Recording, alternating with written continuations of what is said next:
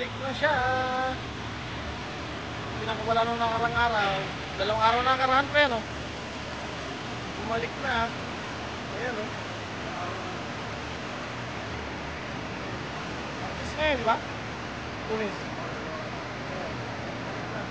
Ang ganda, kulay brown yun, oh. Ang lipad.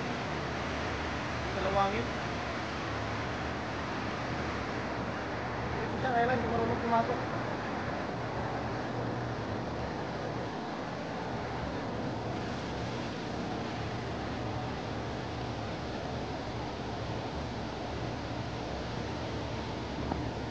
Siya bumalik.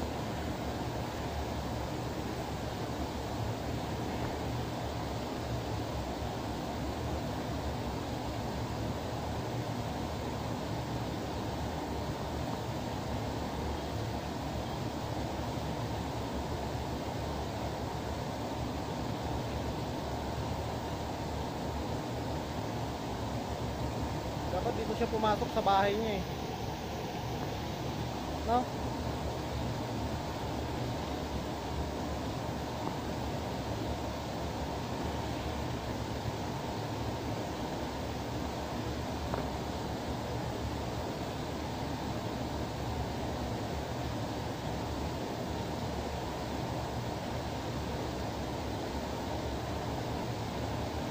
Tagal mo ba?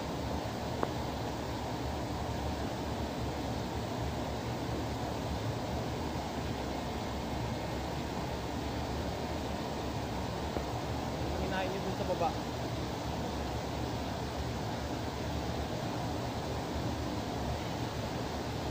Hindi siya nanginain.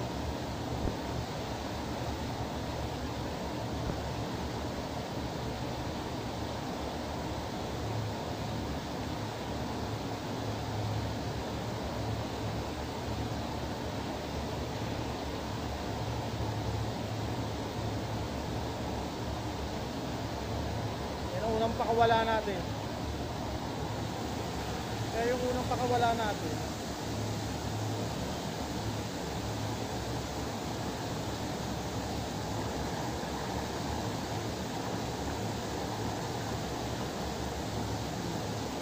Malaki talaga ng kalapati na bili natin. Malaki talaga.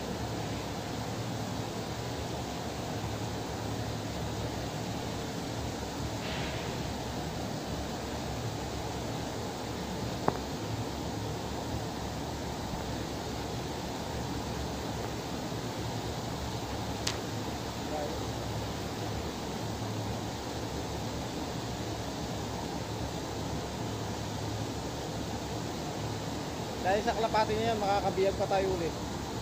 Makakabiyag na tayo. Pagka bumabalik-balik na rito sa kulungan niya. Ha?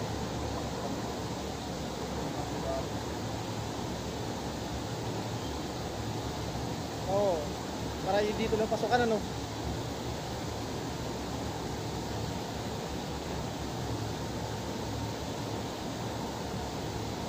Kaya mo na, baka lalong umilap yan. Alam mo, matuto siyang pumasok dito. Nakabihis muna, baka mamaya pagbalik natin dito na yung sa loob. Ha? Papasok yun yan, oh. Kasi alam niya pumasok dyan eh. Naturuan mo na yan eh.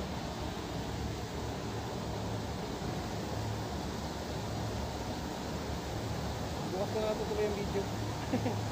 At least nakabalik mo siya. Morning mga kalapatids! Yun. Masa na kaya yung isa? Rumonda siguro. Pakawala namin ang isa na bumalik kahapon eh.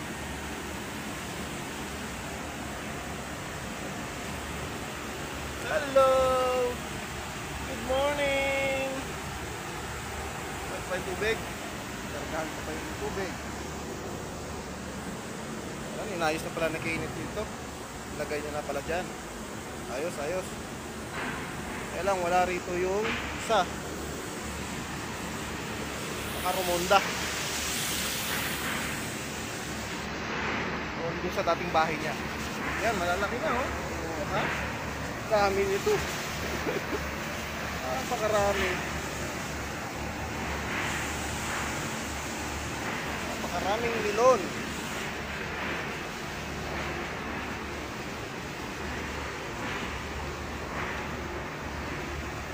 kayo lalagyan.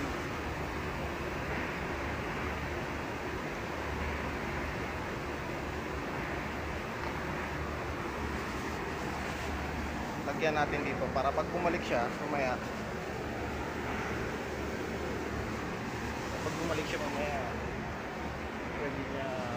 pwede siyang ano, may makikita siyang pagkain. Makikita siyang pagkain at tubig. Tingnan natin ng tubig. Kunti ng tubig eh. Tubig. Tingnan natin ng tubig.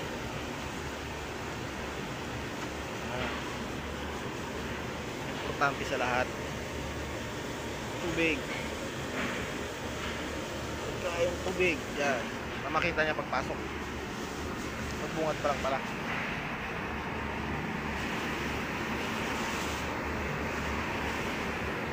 Today, July 17, 2024, 5:20 ng umaga.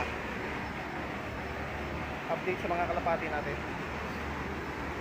Sayang, wala kami sahod kahapon. Eh, kung may sahod kahapon, diretso na dapat kami dun sa bilihan ng mga kalapati. At makatingin-tingin tayo. Pero kung may maya meron, pagkapadala, sabay punta na rin dun.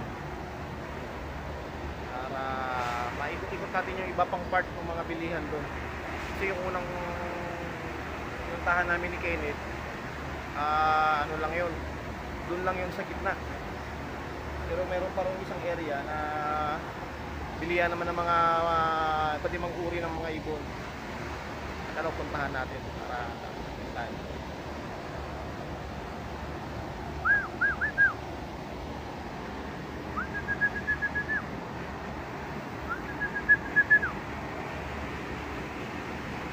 Diba siguro gawa ko ng sarili tong ano, baka mangitlog na yung ano eh, mangitlog yung isang pares namin yung nabili ko, baka mangitlog na.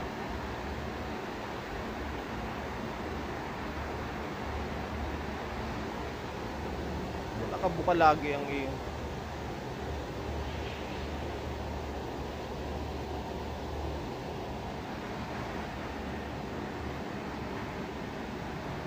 Guys, maraming rumuronda pag umaga, hindi nakita sa camera. Marami natayog ng ipas nila.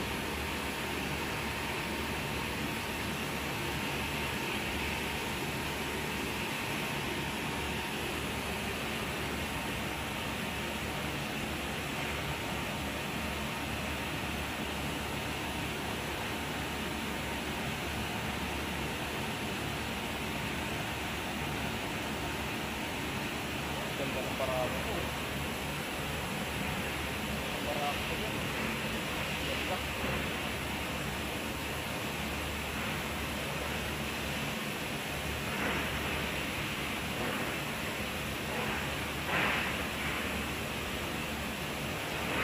ganda ng barato at ang mga tanimang ko susunti na nagkakaberde-berde. Piligan pala natin ito. Piligan natin. Maga pa. Kwarta pupunta na ako.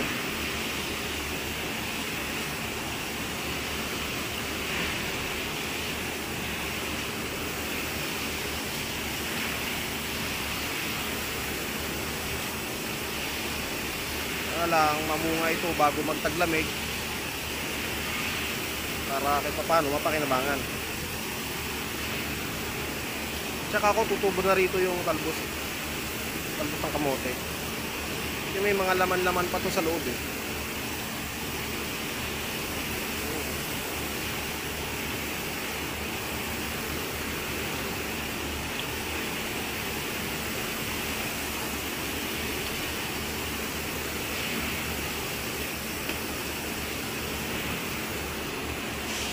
Karoon tayo ng daily vlogs dahil sa ating mga alagang kalapati.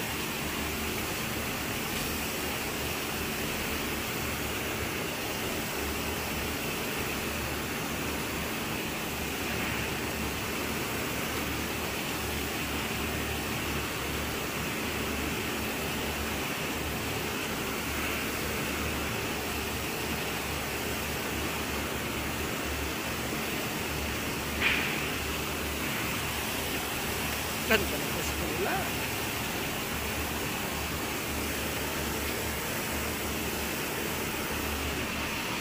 Tignan natin mamaya kung babalik pa ulit yung isa. Kahapon, nandito eh. Hapon ng hapon. Siguro umuwi nung gabi na.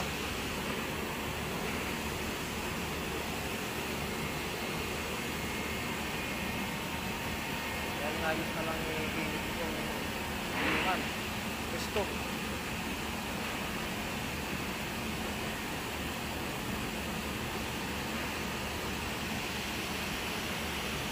Mamaya ulit ang video na yun. Ang worry lang namin doon, mahuli ng pusa eh. Mga alaga kasing pusa dito yung mga ibang lahi. Yun lang ang worry namin doon.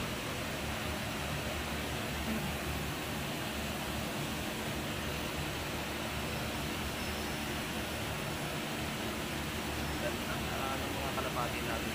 Lalo na pag tumami ito, mayroon tayong pakawala. Kailangan lang magkaroon kami ng mga pitsyon.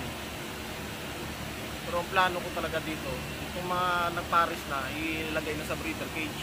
Gagawa pa kami ng breeder cage. Saka ito, iurong namin dito. Iurong ko gawin rito. Tapos dun sa likod niya ang mga breeder cage. Hindi kasi kami pwedeng maglagay gawi rito. Baka masita nung taga-colex. Saka yung usok na galing dyan dito bagsak. Naghahabulan yung dalawang barako.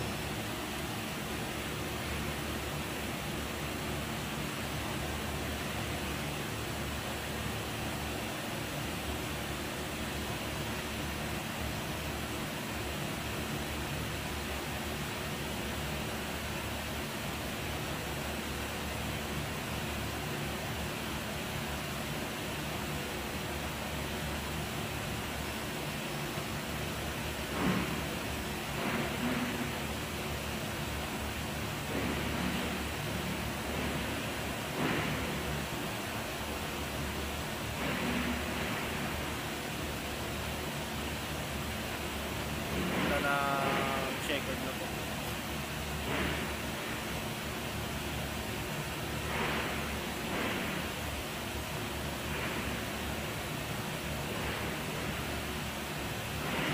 Naparako siya.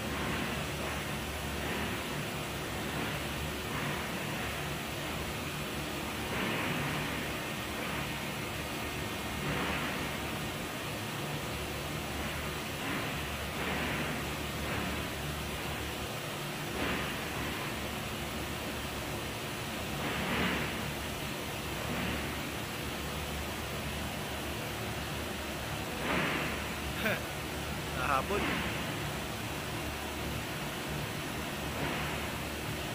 Nahabol.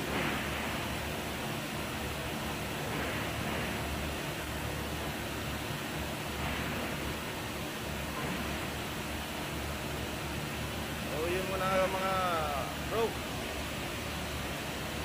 video yun muna. Update sa ating mga tanim at sa mga kalapati dito sa Kuwait. Ingat-ingat lang lagi at God bless us all.